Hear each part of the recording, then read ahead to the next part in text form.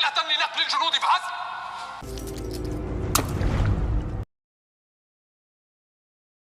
تحرك فيه عبد الله بن أبي سرح من الإسكندرية.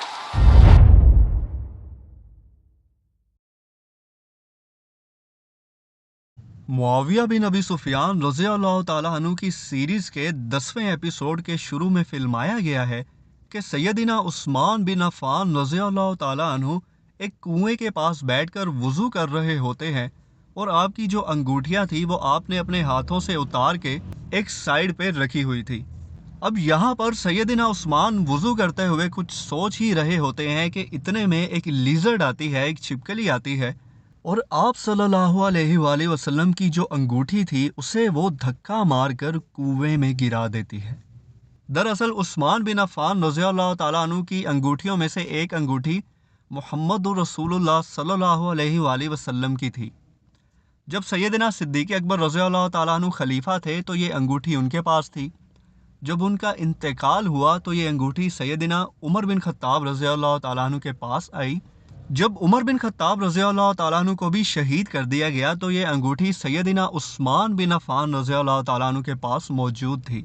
इसके बाद सैयदना उस्मान ने इस अंगूठी को ढूंढने की बहुत कोशिश की, यहाँ तक कि सुनन नबी दाऊद के अंदर भी मौजूद है पूरी हदीस कि सैयदना उस्मान ने कुएं का पानी तक भी बाहर निकलवाया, लेकिन ये बहुत ही ज़्यादा गहरा था। इसलिए फिर वो जो अंगूठी थी अल्लाह के नबी की सैयदना उस्मान के पास वो गुम हो गई और फिर दोबारा नहीं मिली। इसके बारे में फिर कहा जाता है कि जब ये अंगूठी खो गई थी सैयदना उस्मान से, इसके बाद ही उन पर फितने टूट पड़े थे। तो यही सीन मुआविया रज़ियल्लाहु ताला अन्हु की सीरीज़ के अंदर फिल्माया गया है जो भी आप अपनी स्क्रीन पर देख रहे होंगे। इसके बाद दिखाया जाता है कि उस्मान रज़ियल्लाहु ताला अन्हु मरवान के पास जाते हैं और उसे इसी के मुतालिक बता रहे होते हैं जो अंगूठी थी अल्लाह के नबी सल्लल्लाहु अलैहि वसल्लम की।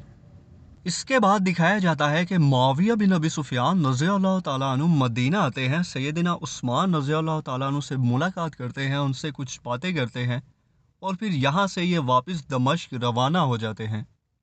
दूसरी तरफ अबू मूसा अल-अशरी को दिखाया गया है इसमें कि जिसे उस्मान बिन अफ़ान रज़ियल्लाहु ताला अन्हु ने बसरा की गवर्नमेंट से हटाकर इनकी जगह अब्दुल्ला बिन आमिर को वहाँ पर गवर्नर लगा दिया था।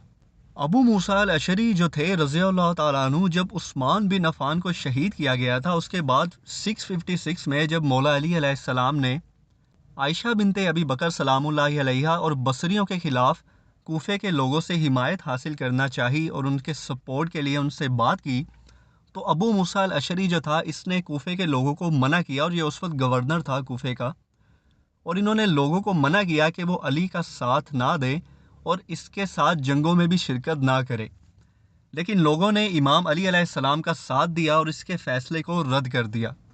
इसके बाद बताया जाता है कि मौला अली अलैहिस्सलाम ने इसको गवर्नर के ओहदे से भी माज़ूल कर दिया था और इसे वहाँ से निकाल दिया था।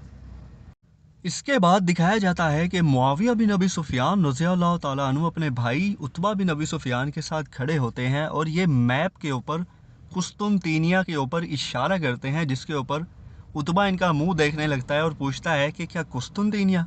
तो मुआविया रज़ियल्लाहु ताला अन्हु कहते हैं कि हाँ कुस्तुनतूनिया।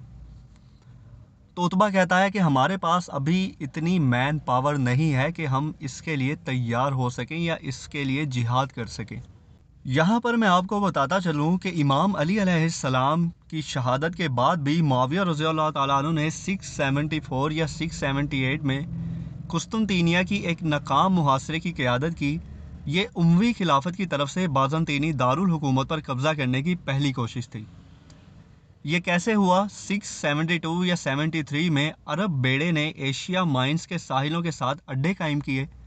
इसके बाद इन्होंने कुस्तुनतीनिया के गिर्द ढीली नाकाबंदी कर दी। ये मुहासरा कई सालों तक जारी रहा, जिसके नतीजे में मुसलमानों को काफ़ी नुकसान पहुंचा। बिलाखिर बाज़ंतीनियों ने मुहासरा जीत लिया, यानी मुसलमानों को इसमें कभी फतह नहीं हुई, बाद में जाकर हुई हो। बहरहाल उमवी दौरे हुकूमत में इसको फतह नहीं किया गया। हाँ, ओटोमन एम्पायर जो आई थी सल्तनत उस्मानिया, उसमें जो सुल्तान महमद था उसने फिर जाकर इसको फतह किया था, जो कि बहुत ही बाद में जाकर हुआ था।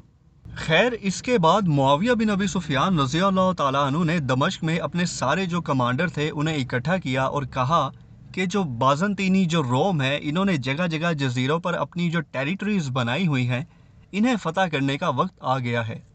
اب وہاں پر جو کمانڈرز بیٹھے ہوئے تھے وہ سب یکے بعد دیگر یہی کہہ رہے تھے کہ معاویہ ہمارے پاس ابھی نہ تو اتنی مین پاور ہے اور نہ ہی اتنے وسائل ہیں کہ ہم جا کر ان پر حملہ کر سکیں۔ تو معاویہ رضی اللہ تعالیٰ عنہ کو یہاں پر اس قدر غصہ آتا ہے تو پھر وہ غصے میں انہیں ڈانٹ دیتے ہیں اور کہتے ہیں کہ مسلمان کے لیے کچھ بھی مشکل نہیں ہے۔ اس کے بعد وہ انہیں حکم دیتے ہیں کہ وہ بحری بیڑے تیار کریں اور سمندر میں لے کر جائیں اور جہاں جہاں جس جس جزیرے پر رومیوں کی جو ٹیریٹریز بنی ہوئی ہے بازنطینیوں کی انہیں جا کر فتح کیا جائے، ان سے لڑا جائے اور انہیں وہاں سے بھگایا جائے۔ اور پھر معاویہ رضی اللہ تعالیٰ عنہ انہیں ایک تدبیر بتاتے ہیں جو ابھی آگے جا کر آپ دیکھیں گے، جس کی وجہ سے جو رومی جو لوگ تھے ان کے ہوش ہی اڑ گئے تھے کہ یہ کیا ہو رہا ہے۔ دراصل معاویہ رضی اللہ تعالیٰ عنہ نے ان کو کہا کہ تم لوگوں نے ان کو بھاگنے نہیں دینا، سامنے سے ان کا راستہ روک دینا ہے اور ان کی دونوں سائیڈوں پر تیل گرا کر پانی میں آگ لگا دینی ہے۔ یہ سین فلمایا گیا ہے تو وہ سب نکل پڑتے ہیں جہاد کے لیے، اور اب یہاں پر وہی سین فلمایا گیا ہے جیسے معاویہ رضی اللہ تعالیٰ عنہ نے انہیں انسٹرکشنز دی تھی، انہوں نے بالکل ویسا ہی کیا۔ رومیوں کے دونوں جو سائیڈیں تھی ان کو بلاک کر دیا گیا، وہاں پر سمندر میں تیل گرا کر آگ لگا دی گئی اور پھر سامنے سے انہوں نے ان کو روک لیا اور پھر رومیوں کے اوپر آگ والے تیر برسائے گئے۔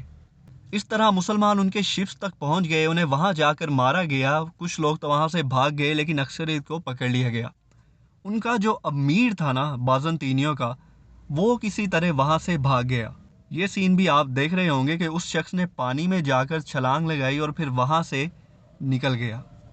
اس کے بعد جب مسلمان فتح یاب ہو کر وہاں سے واپس آتے ہیں تو آپ دیکھ سکتے ہیں کہ دمشق کے سارے لوگ ان کے استقبال کے لیے کھڑے ہوتے ہیں اور معاویہ رضی اللہ تعالیٰ عنہ خود یہاں ان کے استقبال کے لیے کھڑے ہوتے ہیں، اور پھر جب وہ آتے ہیں تو ان سے ملتے ہیں اور سب بہت زیادہ خوش ہوتے ہیں۔ اس کے بعد فلمایا گیا ہے کہ محمد بن ابی بکر اور ابن ابی حذیفہ یہ دونوں کوفہ کے اندر موجود ہوتے ہیں اور نماز پڑھ رہے ہوتے ہیں۔ اب یہاں پر کوفہ میں جسے سیدنا عثمان بن عفان رضی اللہ تعالیٰ عنہ نے مقرر کیا ہوا تھا، نماز پڑھنے کے بعد ابن ابی حذیفہ اور محمد بن ابی بکر آگے بڑھتے ہیں اور ابن ابی حذیفہ اس شخص کے کان میں زور سے چلاتا ہے اللہ اکبر، تو وہ پیچھے دیکھنے لگتا ہے اور کہتا ہے کہ تم لوگوں کو اچانک سے کیا ہوا، یہ کیا کر رہے ہو؟ تو ابن ابی حذیفہ کہتا ہے کہ میں نے تو صرف اللہ کا نام لیا ہے، کہ تمہیں اللہ کے نام سے کوئی تکلیف ہو رہی ہے؟ اب یہاں پر صاف دکھایا جا رہا ہے کہ یہ دونوں اسے تنگ کر رہے تھے۔ تو اس شخص نے سیدنا عثمان بن عفان رضی اللہ تعالیٰ عنہ کے پاس شکایت بھیجی، تو سیدنا عثمان نے ابن ابی حذیفہ کو دینے کے لیے کچھ رقم بھیجی، سونے کے سکے تھے یا جو بھی اس وقت، تو اس نے کہا کہ یہ لو، یہ عثمان بن عفان رضی اللہ تعالیٰ عنہ نے تمہارے لیے دیے ہیں۔ تو اب ابن ابی حذیفہ نے وہ سکے تو پکڑ لیے لیکن باہر آ کر لوگوں سے کہا کہ یہ دیکھو، خلیفۃ المسلمین امیر المومنین سیدنا عثمان نے مجھے رشوت دی ہے مجھے چپ کروانے کے لیے۔ اب یہ دونوں یہاں پر سیدنا عثمان کے خلاف تھے، ایسا کچھ دکھایا جا رہا ہے اس سیریز میں، تو وہی میں آپ کے سامنے ابھی بیان کر رہا ہوں۔ اس کے بعد ان لوگوں نے کچھ اور تلخ باتیں کہیں سیدنا عثمان بن عفان رضی اللہ تعالیٰ عنہ کے بارے میں، اور پھر اللہ اکبر کے نعرے لگانے لگے جو میری سمجھ سے باہر ہے۔ اس کے بعد آخر میں دکھایا جاتا ہے کہ معاویہ بن ابی سفیان رضی اللہ تعالیٰ عنہ اپنے بھائی عتبہ کے ساتھ بیٹھے ہوتے ہیں، اتنے میں ان کے پاس ایک قاصد آتا ہے ایک خط لے کر، جسے معاویہ رضی اللہ تعالیٰ عنہ پڑھتے ہی غصے میں آ جاتے ہیں اور مدینہ جانے کے لیے روانہ ہو جاتے ہیں۔